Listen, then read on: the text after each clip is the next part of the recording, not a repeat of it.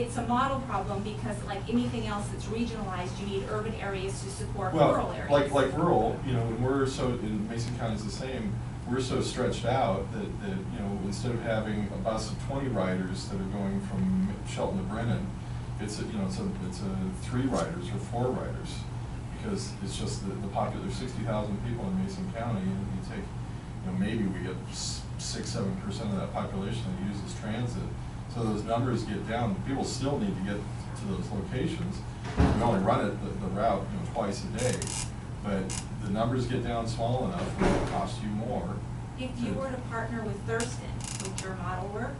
We partner, for example, in that service with Jefferson. Jefferson meets us right at the, well, roughly at the county line. Maybe I said partner wrong.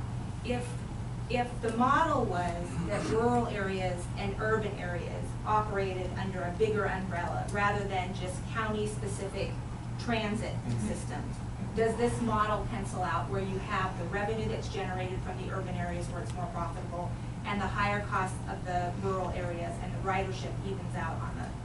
And I think that's one of the things is the industry evolves, that is going to be looked closer at, as well as the relationship between school bus transportation and public transportation. When you got 2 fleets, you got 2 administrative staffs, 2 maintenance staffs, and all of those, you really need to have that. Keep in mind, you know, historically, up until the 1960s, it was all private transportation. It was all private carriers.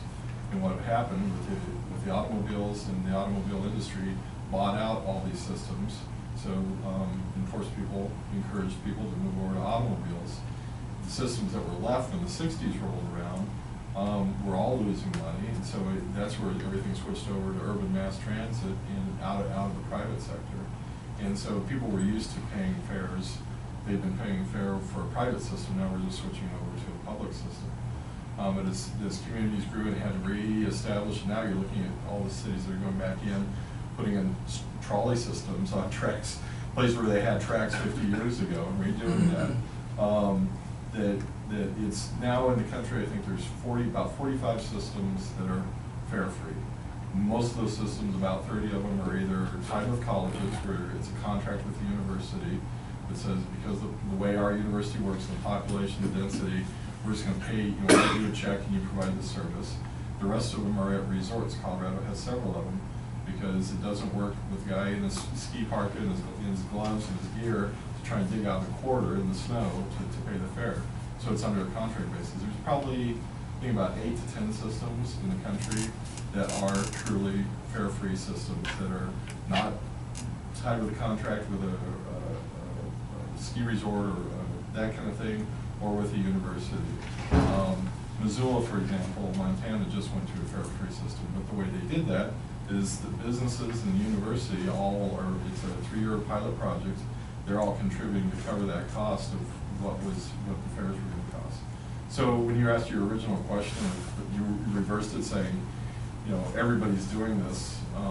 You know, so is there anybody really fare-free? It gets down to, out of, I don't know how many thousands of systems are in the country, but it gets down to about 10 of them that are fare-free systems. And then every other rural system like ours is just losing money on having a fare system. A lot of them, not every other, it's system by system, but a lot of them are, yes. It's because it's a political, it's also philosophical. You're getting a service. Every other service you get, you generally pay. We've chosen in the country at the library. You don't pay for, unless you don't turn it in on time, you don't pay for checking out library books. It's the same, that same kind of I guess, philosophical value. Mason County made that decision. Every year, not every year, but it comes up from time to time, should we start looking at charging fares? We're in a situation where we're at 0.6%. The sales tax, you can go legally up to 0.9%, and then you have to go get special approval to go past it. You guys are already at 9%. So for you to bring service back in on your Saturdays, other services that were cut, to get these commuter, you're kind of between a rock and a hard place. And so, but you still have to make good decisions in terms of, will it pencil out, will you make money? I think the determination is, is that you're gonna generate, probably 4 or 6% positive revenue over it. I'm not so sure, and that's where I'm saying, that's system-wide. Doing it on a community basis, I know we generate a positive revenue, because again, we're not hiring extra people, it's built in with their jobs, it's such a small amount of work that has to be done to do that. The more routes you add it to, the more people it takes to do it, then it starts to become, where is it gonna make money or not? Dennis, one thing, the fire district model is an insurance-based model. So I understand how that works, which is everybody pays in and then you hope you don't have an incident, and that's how it works out. Transit's different because everybody pays in, but you're having incidences every day, multiple times a day on a fixed route at a fixed time. So it's a different model. And so I appreciate the analogy, but one's based on an insurance model and one is based on a business model. Can I step into this conversation for just 1 second, please? When we started this conversation with Ryan, one of the things that he emphasized was this is going to be a local decision. We're getting the help of our peers on describing what their experiences are. But when it comes right down to it, it's going to be up to this board to set the fare, to determine which routes are going to be pilot projects if we do the pilot project.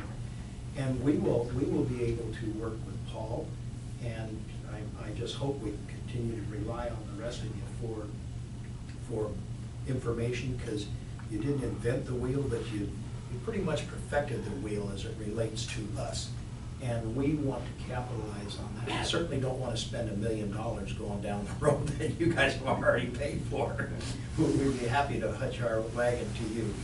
And so as we go through this thing, let's keep in mind that this is going to be a local decision. I got that, but what I was trying to figure out was when we hear the same types of feedback from different transit agencies and the same language, it means that they've already gone through some of these questions, and it does not make sense to me. It just doesn't. I hear everything you're saying. I understand why you're saying the startup costs and the return that you get is slow and may not pay for itself. I understand that you have to have a certain usership level at a certain price for it to pay for itself. Where I fall apart is that is true about every single product. And so what I don't get about transit and why it's so different is that, it's true about any experience even. A concert sets its ticket price at a certain level in order to make money. A football game sets its ticket price at a certain level in order to make money. So what it does is it offers an experience that people are willing to pay for. So if what we're saying is we can't get enough users to pay for the cost of this experience, then I just fall apart on the fundamental value of the experience, I think. I think part of it is that public transit is really in a large part a public good, so that the people who need it the most have the least ability to pay. And so that's why it's so heavily subsidized, but also, fare collection offsets a portion of that, but it doesn't make money. Right. I mean, and it never will. It doesn't even necessarily, I think once the systems are in place, and because they're complex systems too, it takes a while for them the amount of money that's brought in to even that out, as Dale was saying. But the fare collections portion of it alone, you have your subsidy in there for the greater good. The fare collection portion of it alone should be able to make money. That's where I don't understand why the rate setting model doesn't work like the private sector. That's what I'm not understanding, is why can't you get the supply and demand price point to work out perfectly? Because we do it in every other product model throughout the country. People are willing to pay this much, this is what it costs, and we're not even trying to make a profit, we're just trying to get something, well, we are trying to make a profit. But that's what's confusing to me, is why you can't set a rate without losing so much ridership to pay for a system that you're putting in place. To me, the costs are the cost, and then every place else in our country, we say, this is what it's gonna cost us, this is the amount of profit we're gonna rate, and you set a price, and I mean, that's just like, I didn't take very many economics classes, so I took the basic ones, and I'm pretty sure this supply and demand thing and price setting thing is like at the cornerstone of all of it. And that's what I'm like not understanding, is why, even if you set the price at $10 a route and you had users fall off, there should be a price point that you set where your usership and your cost equal out. There is a price point, but that price point is too high. That's, But- if they did set it at $10, they would make a big profit But what or I a just, big but what I surplus. tried Or to no one would say, buy Jim, it. is that in every other instance, there's a price where, yeah, you lose users, but you have enough buyers that that price equals out. But you don't have that in public transit, because if the ridership falls off by 50%, you have to start cutting your fleet and cutting, you also cut all of the other subsidies by the amount of operator hours you have. If you reduce the demand to the point where you can't support even the existing operation, the operator hours, then the state tax funds go down also. And all of a sudden, you know, so we certainly don't want to reduce demand dramatically. Can I jump in real quick? Sure. Just the thing, and this goes back to what you mentioned, it was a political decision as far as the setting of fares and whatnot. I've got a couple points to make. For starters, if you were to set the fares high enough to where the system could be self-sustaining without government subsidy and everything else, you'd set the fares high enough that then the people would go out and buy cars. The idea is it's a public service to provide a service for people who need it most and can afford it least. And that's part of it. Rick, But because this- Paul, your cost per trip was, you told us It's, yesterday. I'm just, on average, I just did some quick calculations off of them, off of August numbers. And if you average out the entire thing, it's about $13 per ride, is what it costs. On the buses. Is that what you're saying? On a bus service, not Yeah, not van. I'm not, yeah, and not but the their- thing is, if you look at it, okay, let's say for example, and you take the numbers from Commander, we're looking at 6,000 riders per month, and I don't know how many people that are going, you know, from here over to Commander that would add into that, but let's just say if you cut that in half of them are using the 411, that's 36, that'd be 3,000 a month, that's 36,000 a year. If you sit back and charge $2 a ride, that's $72,000 a year. I cannot fathom the idea in my mind that it's gonna cost me $72,000 a year to count that money. Which is in reality what you're saying, no, you only get the small return or you don't get a return. If $36,000 or 36,000 people a year put $2 a ride into the box, it can't possibly cost, that would be saying it would cost $6,000 a month to collect the fare. And I can't believe that. I can't even fathom that. That just doesn't even, there's no way to pencil it out. But the other thing is the political part of it. Even if we don't make a dime on the fares, it has been communicated clearly to me by our representatives in Olympia that if Island Transit does not do something to show our representatives in Olympia that we are attempting to bring in alternative sources of revenue, of which fares is highly recommended, and we see that with the Everett grant proposal or contract, that our $2.3 million funding that we got, which pays for the 411 route, is going to go away. So if it costs us, even if we're at a break-even point, and it comes down to we get that subsidy or another county gets that subsidy, we're better off to charge the fare, not make any money on the fare, if it gets us money from another source. And that's the point. And I think also when, Go ahead. just, I think also when talking about how high to set fares, we need to also consider some of the externalities that exist. You know, if you're gonna raise fares to a certain point, there's gonna be people who can't afford that. So what does that mean? That's gonna be a lot of people who are trying to get medical trips. That's gonna be a lot of people who are trying to get to doctor's trips, some key services. That's gonna fall out into other parts of the community. Also, if you set the fares too high, there's gonna be more people taking cars, which is gonna have a serious impact on the road right out there. Well, not if your ridership on your buses is low. I mean, that can't actually be true. If you have low usership, you've already got those cars on the road, so you're not actually adding more cars. Okay.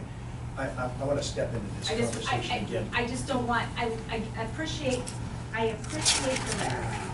I do. I don't believe it's rhetoric. Well, in that instance, it is. It says if you lose usership, you're gonna have more cars. If the issue is that you don't have enough ridership in the first place, you're not actually putting that many more cars on the road. And if the riders you're using are the ones that can't afford a fare, they're not affording a car, gas, and insurance either.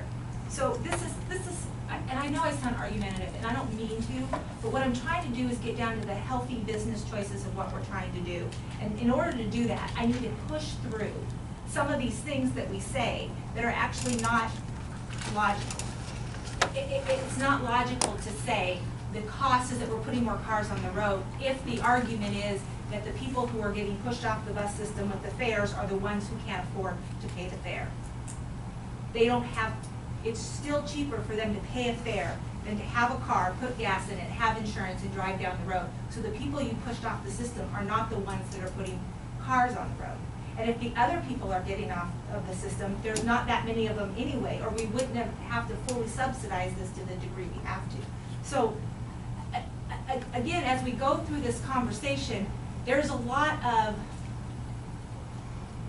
public transportation support for greater good that doesn't make logical sense in the arguments. And I just want to push through those to get down to the facts of what the choice is. If it doesn't make good sense for business, that's a big concern for me. That's why I'm trying to push through this argument, is I don't know that I'm going to make a political choice, actually. Well, we're going to get a chance to have that conversation on the board. You're going to have a chance to convince your peers. I understand that. I'm just trying to explain why I'm trying to And I get a push. chance to often buy you a glass of wine. We usually see it I my might way need- when we have a glass of wine. To your face, I do, at least. I mean, that's what I'm trying to push through, is that some of the things that are said to justify why we do what we do, actually, if you step back and look at those arguments,